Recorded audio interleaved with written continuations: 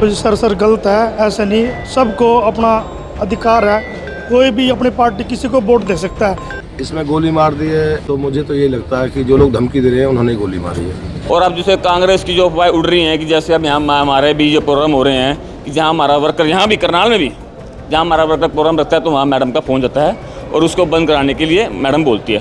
तो अभी से जो ये गुंडागर्दी इतनी हो रही है तो आप खुद हिसाब लगाओ, अगर कांग्रेस सरकार आती है तो क्या होगा। पलवल में जो हुआ, बीजेपी का कोई किसी ने कार्यक्रम कराया और जो कांग्रेस के जो विरोधी दल के उन्होंने उन पे हमला बोल दिया, गोलियां चला दी वहाँ। भाई तुमने बीजेपी का प्रोग्राम क्यों कराया, ये ठीक बात नहीं है। पर लेकिन क्या जो ये कर रहे हैं, गोलियां चला रहे हैं, तो ये गलत है। कांग्रेस जो है नीच हरकत पे आ चुकी है, दहशत का माहौल फैला रही है पूरे हरियाणा में। और जैसे कि जो भारतीय जनता पार्टी है ये देश हित की पार्टी है। पलवल में जो हुआ, बीजेपी का कोई किसी ने कार्यक्रम कराया और जो कांग्रेस के जो विरोधी दल के उन्होंने उन पे हमला बोल दिया, गोलियां चला दी वहाँ। भाई तुमने बीजेपी का प्रोग्राम क्यों कराया, ये ठीक बात नहीं है। प्रोग्राम कोई भी कराए, कांग्रेस का कराए, बीजेपी कराए, सबको अपना हक अधिकार है। तो ऐसा मैं तो जो शीर्ष नेतृत्व है कांग्रेस का, उनको यही अपील करूँगा कि दहशत का माहौल ना फैलाए। लोकतंत्र है, जिसकी किस्मत में होगा वही बनेगा। और सभी को पता है, हरियाणा की जनता को, भाई जो भारतीय जनता पार्टी है देश हित की पार्टी है, देश के लिए काम करती है। और जैसे पूरे वर्ल्ड में भारत का डंका बजाया है भारत के प्रधानमंत्री नरेंद्र मोदी जी ने। अब वीटो पावर भी मिली है, पहले इनको वहाँ को खड़े नहीं होने दे रहा था। पूरे भारत की, हरियाणा की सभी जनता जानती है।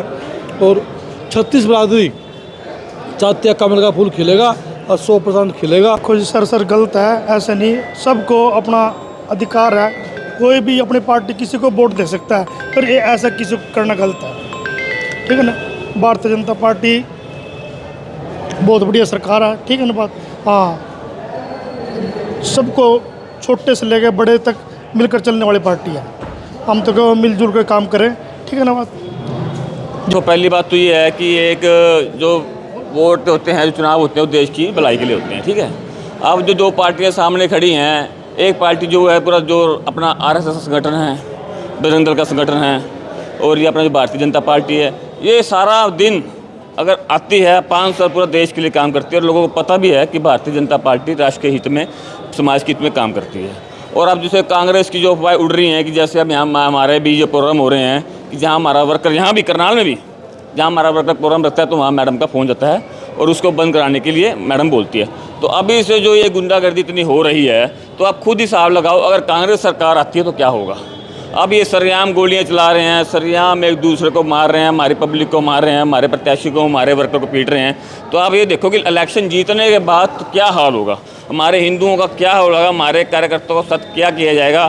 तो आज भी आप ये देखो कि हर एक जो प्रत्याशी खड़ा है कांग्रेस का, एक कांग्रेस का प्रत्याशी क्या कह रहा है कि अगर हमारी सरकार आती है तो सबसे पहले हम अपना पेट भरेंगे, ठीक है। उसके बाद कुछ लोगों का पेट भरेंगे, फिर जो रह हुए बच गया है वो जनता का पेट भरेंगे। क्योंकि जनता कुत्ता है क्या, जनता को हमने कुत्ता समझ रखा है क्या जो आपके जूठे में पलता है। जनता हर कोई अपना काम करती है, अपना बिजनेस खुद करती है, अपने परिवार के लिए अपना कार्य जो पैसा खुद कमाती है, उसको पार्टी से कोई उम्मीद नहीं है ना, हमें कोई पार्टी से उम्मीद। हम पार्टी साथ इसलिए इंसान लगा होता है अपने देश के भविष्य के लिए। और ये भारतीय जनता पार्टी देश के हित में काम करती है और हमेशा करती रहेगी।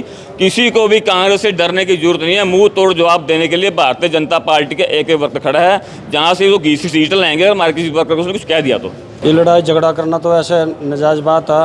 हर कार्यकर्ता, हर पार्टियों के ना उस तरह चलना चाहिए संयम से। पर लेकिन क्या जो ये कर रहे हैं, गोलियां चला रहे हैं, तो ये गलत है। इनको सज़ा तो मिलेगी ज़रूर, और सज़ा बगैर इनका काम भी नहीं चलेगा। नहीं तो पर लेकिन क्या मैसेज पब्लिक के अंदर जा रहा है कि भारतीय जनता पार्टी जीतेगी, 100% जीतेगी। क्योंकि भारतीय जनता पार्टी बनी है हमारे देश के हित के लिए है, हमारे समाज के लोगों के लिए बनी है। अभी आप खुद देखो कि इतना जितने बड़े कांड कर रहे हैं तो पब्लिक को खुद सोचना चाहिए कि क्या मैसेज जा रहा है। अभी बिल्कुल ऑन रोड होके काम कर रहे हैं, आप खुद देखो। और खुद एक प्रत्याशी कहता है कि अगर हमारी सरकार आती है 50 वोटों के ऊपर एक को हम नौकरी देंगे। मतलब उन्होंने खरीद लिया है क्या? भारतीय जनता पार्टी ने ऐसा कोई काम नहीं किया। कितने ऐसे लोग हैं, तो कम से कम 20,000 नौकरियाँ लगी हैं, वो अपनी बिना खर्ची बिना पर्ची अपनी पढ़ाई के दम पे लगे हैं। अब हरियाणा का एक एक बच्चा जानता है कि पढ़ाई कितनी वैल्यू है। अब हरियाणा ने, भारतीय जनता पार्टी ने हर एक को काबिल बना दिया है, अपने ऊपर उसको अपनी शिक्षा के दम पे काबिल बना के उसको स्टैंड हुआ है, अपनी सरकारी नौकरी पार है। लेकिन कांग्रेस के राज में क्या था, कोई अपना घर बेच रहा है, कोई ज़मीन बेच रहा है, उसको पता है पढ़ना तो है नहीं, 20 लाख दिए, मेरा है ज़मीन बेची, अपना सरकारी नौकरी पर चढ़ गया। तो भारतीय जनता पार्टी ने किसको निकम्मा नहीं करना, वो हर किसी की काबिलियत को निखार रहे हैं। तो भारतीय जनता पार्टी ने शुरू से ही काम किया, सबको निखारने का काम किया, वैसे देश को निखारने का काम कर रहे हैं, समाज को निखारने का काम करता है भारतीय जनता पार्टी। तो हम तो सब भारतीय जनता पार्टी से कंधे कंधा मिला के क्यों चल रहे हैं कि हमारे आने वाले जो युवाओं का, हमारे आने वाले जो नस्ल है उसका भला हो सके। हमें अपने लिए कुछ नहीं चाहिए, हर कोई वर्कर अपने लिए खुद कमाता है, खुद खाता है, पर हम अपने जो काम कर रहे हैं भारतीय जनता पार्टी से मिलके सिर्फ अपने आने वाले समय को बचा रहे हैं, ताकि हमारा आने वाला युवा बचे और हमारे आने वाले हमारे बच्चों का भविष्य सुरक्षित हो। क्या नाम है आपका? करमवीर दलाल। करमवीर जी, आपके भतीजे के साथ घटना हुई है, क्या मामला है पूरा? देखो, इलेक्शन का दौर चल रहा है। 3-4 दिन से जिस दिन प्रोग्राम हुआ था, हमने गौरव भाई को बुलाया था गांव में। उस दिन भी कुछ शरारती बच्चों ने वो लड़ी वड़ी तोड़ दी थी, कुछ झगड़ा करने भी गए थे, लेकिन वो बात चलो वहीं पर रफे दफे होगी। अब 2-3 दिन से इसके फ़ोन पर रोज़ाना धमकी आ रही है, जिसमें मुझे भी दी गई है। मेरी बहन बेटियों के लिए, मेरी बच्ची के लिए बहुत अपशब्द बोले गए हैं, इसको भी धमकी दी है। कौन लोग हैं धमकी देने वाले? ये मेरे गांव के ही हैं। क्या नाम है? इसकी रिकॉर्डिंग तो जो सुरेंद्र दलाल के नाम से है कि भाई करमवीर की बहन को ये कर देंगे, छोरी को कर देंगे, 30 तारीख तक तुम दोनों का अंजाम बहुत बुरा होगा। वो इसके पास रिकॉर्डिंग है सारी। अब इसमें गोली मार दी है, तो मुझे तो ये लगता है कि जो लोग धमकी दे रहे हैं उन्होंने गोली मारी है, बाकी पुलिस अपना काम करेगी। इस मामले में पुलिस को कोई शिकायत दी है?